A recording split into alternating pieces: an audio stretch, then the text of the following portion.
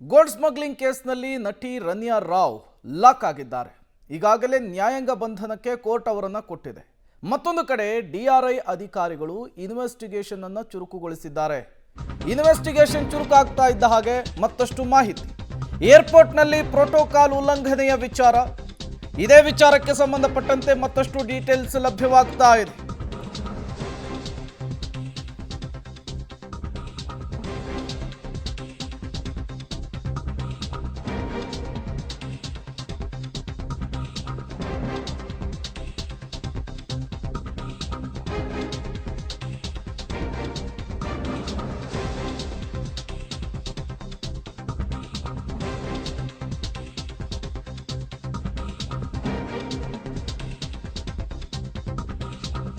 ಏರ್ಪೋರ್ಟ್ನಲ್ಲಿ protocol ಉಲ್ಲಂಘನೆಯ ವಿಚಾರ, ನಟಿ ರನ್ಯಾಗೆ ಪ್ರೋಟೋಕಾಲ್ ವ್ಯವಸ್ಥೆ ಮಾಡಿರುವ ವಿಚಾರಕ್ಕೆ ಸಂಬಂಧಪಟ್ಟಂತೆ ತನಿಖೆಯನ್ನು ನಡೆಸಲಿಕ್ಕೆ ಸರ್ಕಾರ ಆದೇಶವನ್ನು ಹೊರಡಿಸಿದೆ ಎನ್ನುವಂತಹ ಮಾಹಿತಿ ಸಿಗ್ತಾ ಇದೆ.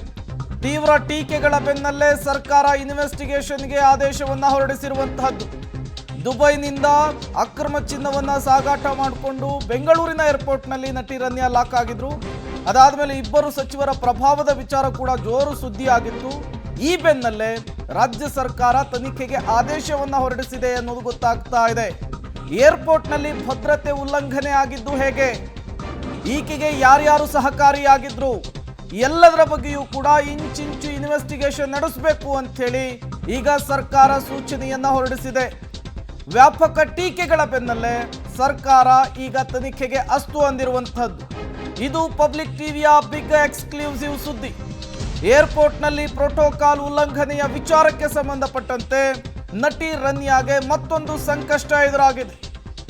ಈ ಪ್ರೋಟೋಕಾಲ್ ಉಲ್ಲಂಘನೆ ಆಗಿದ್ದು ಹೇಗೆ, ಯಾರ್ಯಾರು ಸಹಕಾರಿಯಾಗಿದ್ರು, ಎಲ್ಲದರ ಬಗ್ಗೆಯೂ ಕೂಡ ಇಂಚಿಂಚು ತನಿಖೆ ಆಗಬೇಕು ಅಂತ ಹೇಳಿ ಈಗ ರಾಜ್ಯ ಸರ್ಕಾರ ಸೂಚನೆಯನ್ನ ಹೊರಡಿಸಿರುವಂತಹದ್ದು. ಕಳೆದ 2 ದಿನಗಳಿಂದಲೂ ಕೂಡ ಇಬ್ಬರು ಪ್ರಭಾವಿ ಸಚಿವರುಗಳು ರನ್ಯಾ ಜೊತೆಗೆ ನಂಟನ್ನ ಹೊಂದಿದ್ದಾರೆ ಎನ್ನುವಂತಹ ವಿಚಾರ ಸದ್ದನ್ನ ಮಾಡಿತ್ತು. ನಿನ್ನೆಯ ಅಧಿವೇಶನದಲ್ಲಿ ವಿಪಕ್ಷಗಳು ಇದೇ ವಿಚಾರವನ್ನು ಕೂಡ ಪ್ರಸ್ತಾಪ ಮಾಡಿದ್ರು. ಇದೇ ವಿಚಾರ ರಾಜಕೀಯ ಜಟಾಪಟಿಗೂ ಕೂಡ ವೇದಿಕೆಯಾಗಿತ್ತು.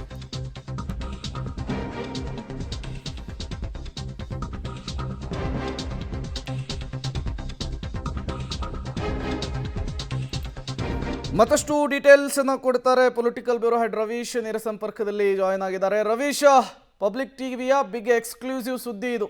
ರಾಜ್ಯ ಸರ್ಕಾರ ಪ್ರೋಟೋಕಾಲ್ ಉಲ್ಲಂಘನೆಯ ವಿಚಾರಕ್ಕೆ ಸಂಬಂಧಪಟ್ಟಂತೆ ತನಿಖೆಯನ್ನು ಮಾಡಲಿಕ್ಕೆ ಸೂಚನೆಯನ್ನು ಕೊಟ್ಟಿರುವಂತಹದ್ದು. ಈ ಸೂಚನೆ ಹಿಂದೆ ಏನಾದರೂ ಲೆಕ್ಕಾಚಾರ ಇದೆಯಾ? ಜೊತೆಗೆ ರಾಜ್ಯ ಸರ್ಕಾರದ ವ್ಯಾಪ್ತಿಗೆ ಈ ಪ್ರೋಟೋಕಾಲ್ ಉಲ್ಲಂಘನೆಯ ವ್ಯಾಪ್ತಿ ಬರುತ್ತಾ ಹೇಗೆ ಅಂತ ಹೇಳಿ?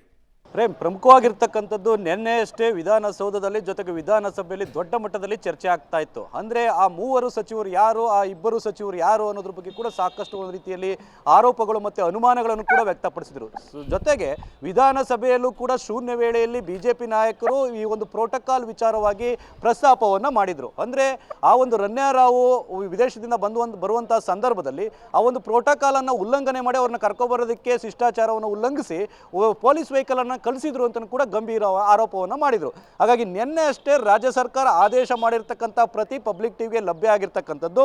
ಅಂದರೆ ACS ಆಗಿರ್ತಕ್ಕಂಥ ಗೌರವ್ ಗುಪ್ತಾ ಅವರ ನೇತೃತ್ವದಲ್ಲಿ ಆ ಒಂದು ರಾಮಚಂದ್ರ ರಾವ್, ಅಂದರೆ ಆ ಒಂದು IPS ಅಧಿಕಾರಿ ರನ್ಯಾ ರಾವ್ ಅವರ ಮಲತಂದೆ, ಇವರ ವಿರುದ್ಧ ತನಿಖೆ ನಡೆಸೋದಕ್ಕೂ ಕೂಡ ಒಂದು ರೀತಿಯಲ್ಲಿ ಸರ್ಕಾರ ಆದೇಶದಲ್ಲಿ ಸ್ಪಷ್ಟವಾಗಿ ಹೇಳಿರ್ತಕ್ಕಂಥದ್ದು. ಅಂದರೆ ರನ್ಯಾ ರಾವ್ ಅವರ ಪ್ರಕರಣದಲ್ಲಿ ಯಾರೆಲ್ಲ ಇದ್ದಾರೆ, ಮತ್ತೆ ಈ ಒಂದು ಪ್ರೋಟೋಕಾಲ್ ಉಲ್ಲಂಘನೆ, ಶಿಷ್ಟಾಚಾರ ಉಲ್ಲಂಘನೆ ಏನು ಏರ್ಪೋರ್ಟ್ನಲ್ಲಿ ಮಾಡಿದ್ರು, ಮತ್ತೆ ಅವರನ್ನ ಕರ್ಕೊಬರೋದಕ್ಕೆ ಕರ್ನಾಟಕ ಪೊಲೀಸರನ್ನ ಕಳಿಸಿದ್ರು ಅನ್ನೋ ಆರೋಪ ಏನಿತ್ತು, ಇದೆಲ್ಲದರ ಬಗ್ಗೆ ಕೂಡ ತನಿಖೆ ನಡೆಸಿ ವರದಿಯನ್ನು ಕೊಡೋದಕ್ಕೆ ರಾಜ್ಯ ಸರ್ಕಾರ ಈಗಾಗಲೇ ಸೂಚನೆ ಕೊಟ್ಟಿರ್ತಕ್ಕಂಥದ್ದು. ಹಾಗಾಗಿ ನಿನ್ನೆಯೇ ಆದೇಶವನ್ನು ಮಾಡಿರ್ತಕ್ಕಂಥದ್ದು. ಇವತ್ತು ಬೆಳಗ್ಗೆಯಿಂದ ಅವರು ಕಾರ್ಯಪ್ರವೃತ್ತರಾಗಿರ್ತಾರೆ.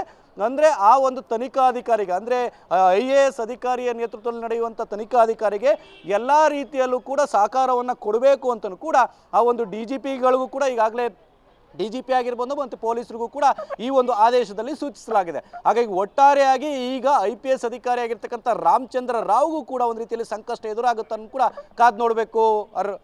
ಓಕೆ ರವೀಶ್, ಹಾಗೆ ಸಂಪರ್ಕದಲ್ಲಿರಿ, ಮತ್ತಷ್ಟು ಡೀಟೇಲ್ಸ್ ನಾನು ನಿಮ್ಮಿಂದ ಪಡಿತಾ ಹೋಗ್ತೀನಿ. ತೀವ್ರ ಟೀಕೆಗಳ ಬೆನ್ನಲ್ಲೇ ರಾಜ್ಯ ಸರ್ಕಾರ ಈಗ ಪ್ರೋಟೋಕಾಲ್ ಉಲ್ಲಂಘನೆಯ ವಿಚಾರಕ್ಕೆ ಸಂಬಂಧಪಟ್ಟಂತೆ ತನಿಖೆಯನ್ನು ನಡೆಸಲಿಕ್ಕೆ ಸೂಚನೆಯನ್ನು ಕೊಟ್ಟಿದೆ.